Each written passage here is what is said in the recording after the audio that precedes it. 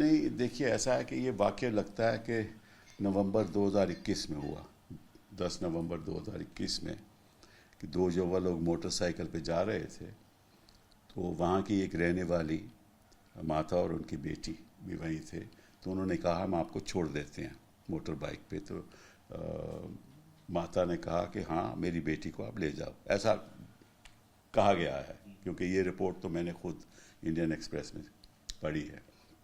तो उसके बाद जो आरोप लगा वो ये है कि इस बीच इस बेटी के कुछ ऐसी बात उन्होंने की जो निश्चित रूप से बिल्कुल गलत है, और साथ साथ में पजामा के स्ट्रिंग्स को खोलने की कोशिश की, और फिर कलवट में उनको ले जाया गया। मकसद तो साफ जाहिर था कि अगर रोक के कलवट में ले जाना, और मकसद तो क्लियर है, तो इसीलिए जो कासगंज का जो कोर्ट है, पॉक्सो कोर्ट, उन्होंने ये चार्ज लगाया attempt to rape and attempt to rape का, और हाई कोर्ट ने उसको रद्द कर दिया ये कह के कि इनकी आपस में राइवलरी है, और साथ साथ में ये भी कह के कि ये रेप नहीं बन सकता। तो ये रेप बन सकता है या नहीं बन सकता ये तो ट्रायल में तय होगा, और ऐसा विवादित बयान देना मैं समझता हूँ कि उचित नहीं है, क्योंकि आज के माहौल में कोई हाई कोर्ट का जज ऐसी बात कहे तो उसका जो संदेश जाता है समाज में वो गलत जाता है।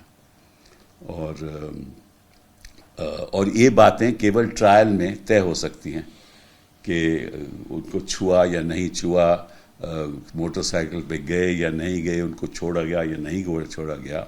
आज के दिन में जब विक्टिम जाकर एफआईआर करवाए, कंप्लेंट करे, और एफआईआर 2022 में होती है इसमें, और कंप्लेंट करे और उसके बाद एफआईआर हो जाए और चार्ज फ्रेम हो जाए, तो जब तक चार्ज फ्रेम हो ही नहीं सकता, वो तो ट्रायल के बाद ही होगा कि ये वाक्य ठीक था या नहीं था। उससे पहले तो कोई भी नहीं कह सकता कि ये गलत था। तो मैं समझता हूँ कि ख़ास तौर पे जो हाई कोर्ट जजेस हैं उनको बड़े ध्यान से ऐसे अगर बयान देंगे तो जनता का जो विश्वास है वो उठ जाएगा। Sir, being a Supreme Court Bar Association president, will you do something on this? नहीं, देखिए ऐसा है कि I am not responding to you as a president of the Supreme Court Bar Association. I am responding to you as a citizen of this country. अगर मैं वकील ना भी होता तो यही बात कहता। तो it has nothing to do with my being a lawyer. Sir एक सवाल और है। सुप्रीम कोर्ट के कई जज जो हैं, वकील जो हैं, सीनियर वकील मांग कर रहे हैं कि सुप्रीम कोर्ट को इस मामले में इंटरवीन करना चाहिए और संज्ञान लेना चाहिए और जज के खिलाफ कार्रवाई। क्या आप नहीं, वो तो सुप्रीम कोर्ट तय करेगी, इसमें हमने क्या कहना है।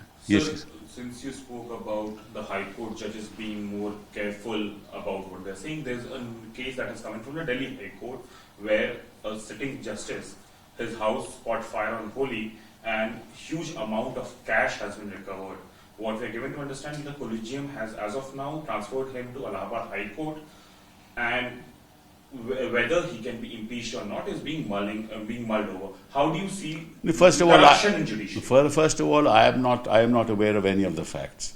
If the Supreme Court Collegium is seized of the matter, the Supreme Court Collegium will take action on it if they wish to take action. I mean, I am not aware of any of this. I have also read it in the newspaper, so I don't want to comment in any way one way or the other. But certainly the issue of corruption within the judiciary is a very serious issue, and this is not something that has been articulated by senior counsel and lawyers in this country for the first time. It's been going on for years, and public statements have been made. So I think that it's time for the Supreme Court to start looking at issues of how the appointment process should take place, that it should be more transparent, appointments should be more carefully done. There's another judge of the Allahabad High Court, as you know, against whom the collegium called him for an explanation, and he chose not to respond to their direction that he should apologize. This is what I've heard. I mean, I'm not myself privy to any of this. And thereafter, the Supreme Court Collegium has kept quiet. That also sends a wrong signal if these facts are correct. If these facts are not correct, then of course my statement is also inaccurate. But it sends a wrong signal. That means that a judge can say what he wants to say, and conduct himself in whatever manner he wants to conduct himself, and the collegium will remain silent and not take any proactive action.